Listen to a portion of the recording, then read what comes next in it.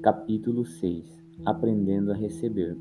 A ignorância é destruidora, pois nos lança para longe dos nossos direitos dados por Deus na pessoa de Cristo Jesus.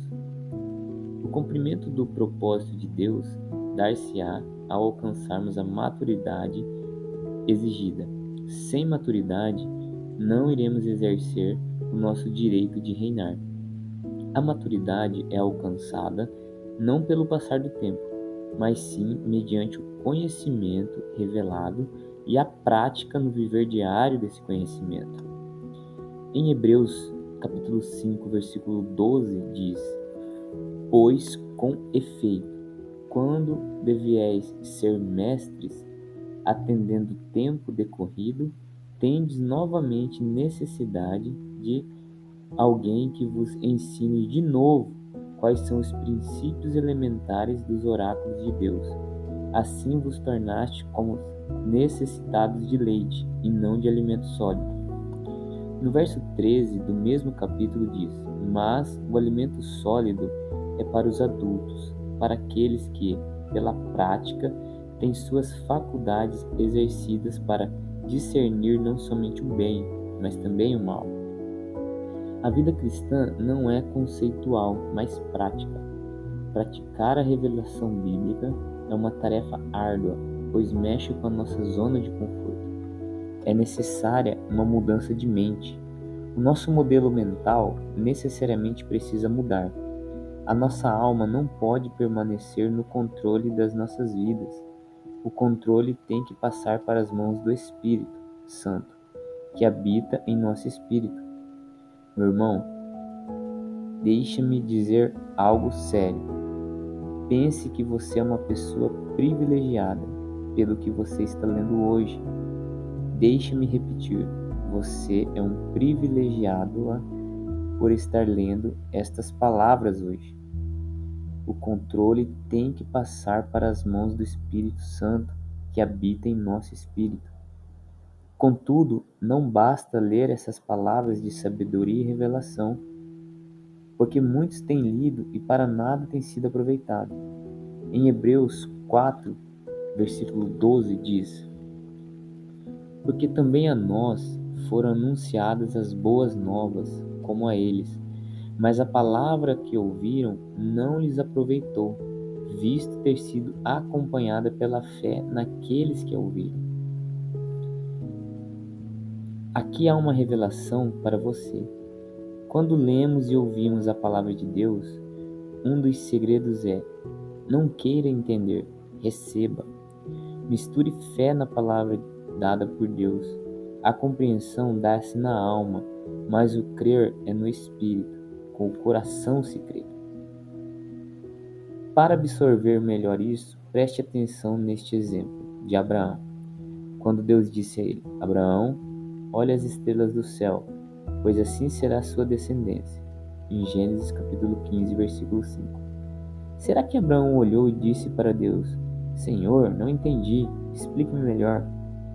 Deus, como o Senhor vai fazer e quando o Senhor vai cumprir essas promessas? Foi isso que Abraão perguntou? Vemos que Abraão recebeu a promessa e disse: Eu creio, Deus. Agora, como e quando isso vai suceder? Como isso vai se materializar? Não é problema meu. O problema é seu, ó Deus. E é claro que Deus não tem problema algum. Meu irmão, apenas receba a palavra de Deus.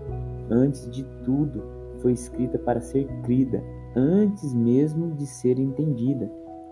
Quero compartilhar com você como eu faço quando alguém me entrega uma palavra da parte de Deus. Certa vez, por ocasião do meu aniversário, recebi uma ligação de um pastor amigo, um homem já de idade, que mora em outro país. Ele me disse, abre aspas, Filho, estive orando por você, pela passagem do seu aniversário, e quero parabenizá-lo. O Espírito Santo colocou no meu espírito 3 palavras para você. E ele começou a falar, e na terceira palavra ele disse assim, abre aspas, o Espírito Santo me disse que ele vai lhe dar algo tão grandioso que vai exigir mais de Deus do que de você. porque você não poderá lidar sozinho com tudo o que Ele está lhe dando. Você pode imaginar isso? Deus vai me dar algo tão grandioso que vai exigir mais dele do que de mim mesmo. Isto é uma declaração sobre a minha vida. Como será isso? Eu não sei. Eu somente creio e recebo a palavra dada por Deus por meio de seu servo. O que é grande importância é que as palavras que são entregues da parte de Deus tenham respaldo na Bíblia Sagrada. Não podemos receber todo tipo de palavra que nos são entregues. Neste meu caso, é um pastor idoso e amigo e que tem uma trajetória de vida santa na presença de Deus. Veja a base bíblica que usei para respaldar o que me foi entregue. Em Efésios capítulo 3, versículo 20 diz que Deus é poderoso para fazer infinitamente mais do que pedimos ou pensamos. Deus pode nos dar algo tão grandioso que necessitaremos da gestão dele no negócio. Como Deus vai fazer? Qual vai ser o processo? Qual o tempo ou o modo? Isso não é comigo, é com o próprio Senhor. Precisamos aprender a receber a palavra de Deus com fé. A semente está sendo semeada. Receba a semente, receba a palavra, creia nela e misture fé. O que de fato é a oração? Talvez para você, até hoje, orar é pedir alguma coisa. A frase mais comum que você tem ouvido sobre a oração é: alguém tem um pedido de oração para fazer? Isso é assim porque muitos chamam a oração de pedido de oração. Se você até hoje orar e pedir, quero convidar você a crescer na revelação e entender um pouco mais o que é oração. Vamos caminhar para o próximo pensamento.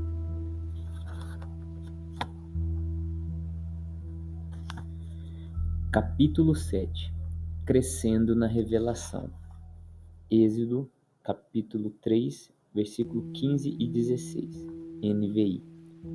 Disse também Deus a Moisés: diga aos israelitas: o Senhor, o Deus dos seus antepassados, o Deus de Abraão, o Deus de Isaque, o Deus de Jacó, enviou-me a vocês. Esse é o meu nome para sempre, nome pelo qual serei lembrado de geração em geração.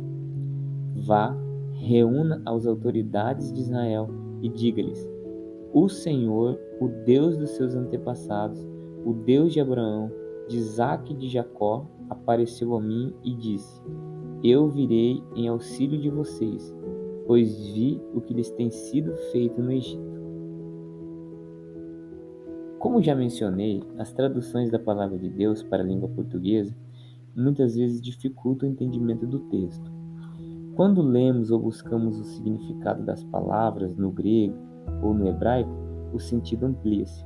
Por exemplo, a palavra Senhor no texto anterior significa no hebraico Jeová, na expressão Deus de vossos pais. A palavra hebraica para Deus é Elohim.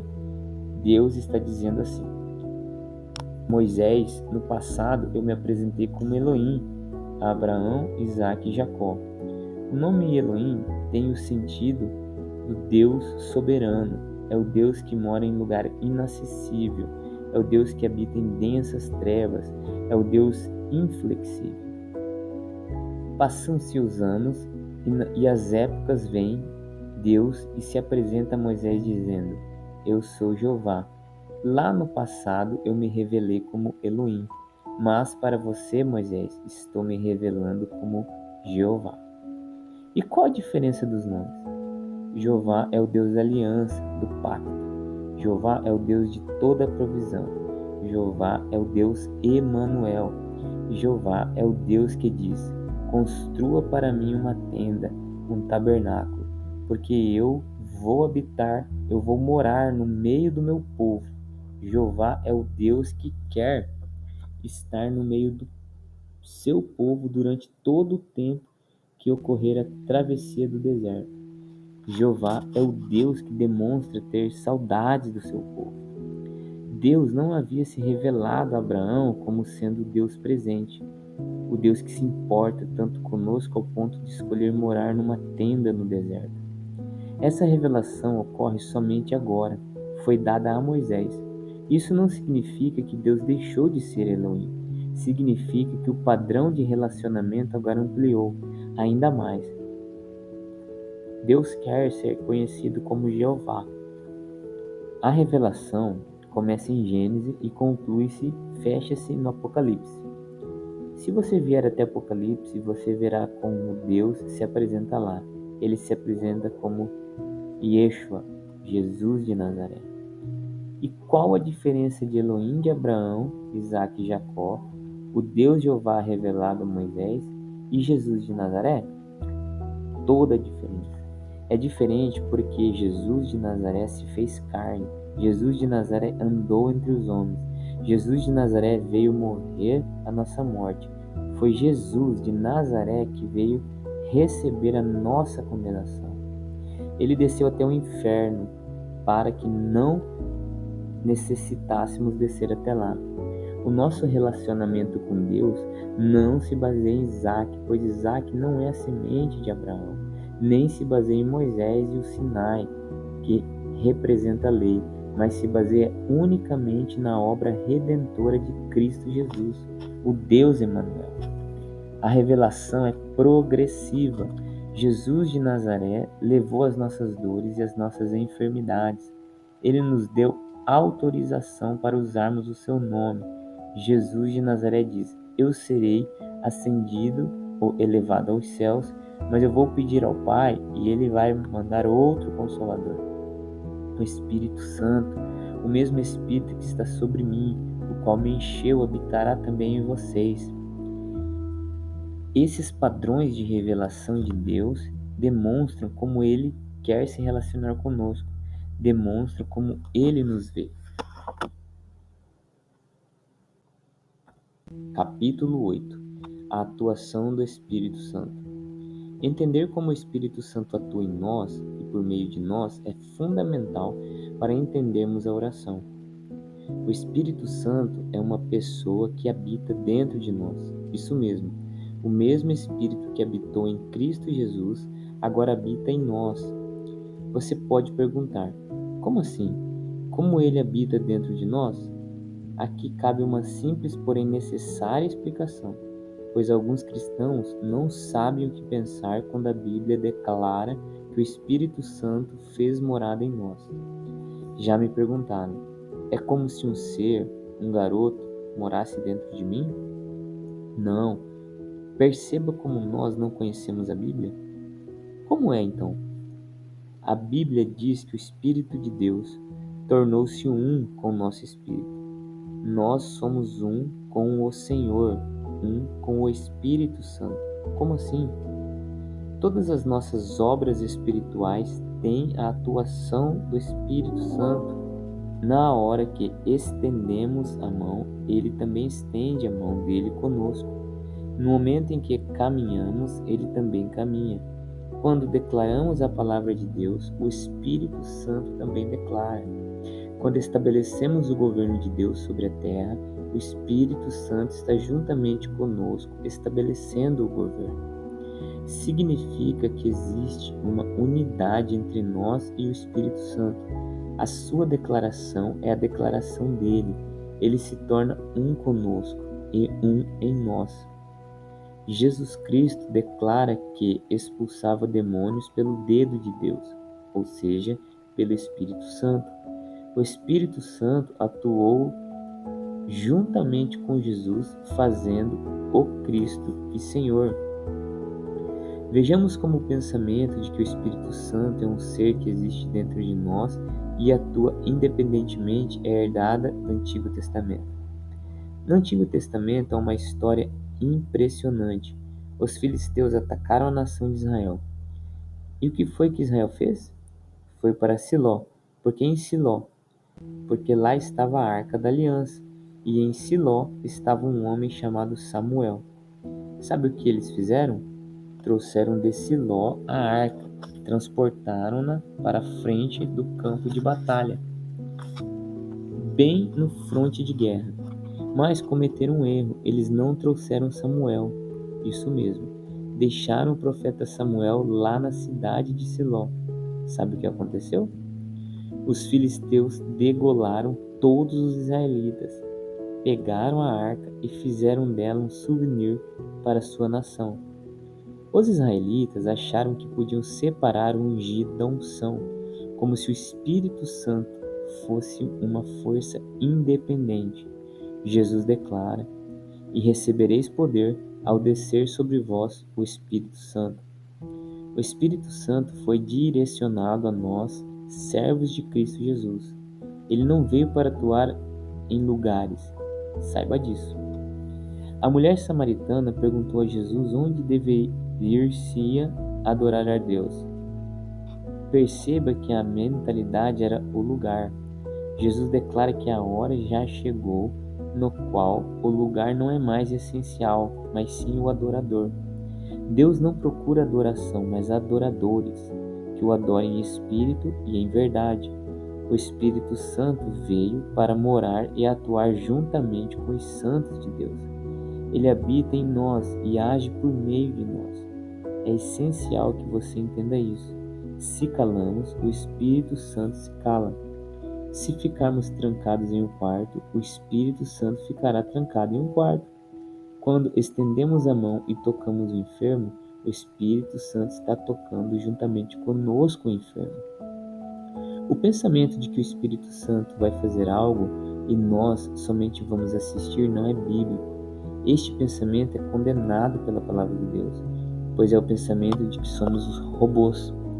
Muitos cristãos dizem assim: "Se estou falando de fulano de tal como homem e não homem de Deus, que ele é, falo do Pio como homem, não como servo de Deus." Alguns outros dizem: "O meu marido como líder é uma pessoa exemplar, mas como marido deixa muito a desejar." Nunca queira separar a unção do ungido. Não funciona assim. O erro dos israelitas de muitas pessoas é achar que se pode falar mal de pessoas sem falar mal do Espírito Santo, que habita na pessoa. Não é possível. Creia-me, não é possível. Quem somos está intimamente ligado a quem habita em nós. A unção poderosa que havia na arca necessitava do ungido Samuel para fluir e desbaratar os inimigos de Israel. Quem somos está intimamente ligado a quem habita em nós. Quem habita em nós está intimamente ligado ao que Jesus Cristo fez por nós. A obra de redenção é a realidade na vida daqueles que recebem a abundância da graça. Ao entendermos estes princípios bíblicos, entendemos que somos aos olhos de Deus e agora estamos preparados para o assunto chamado oração.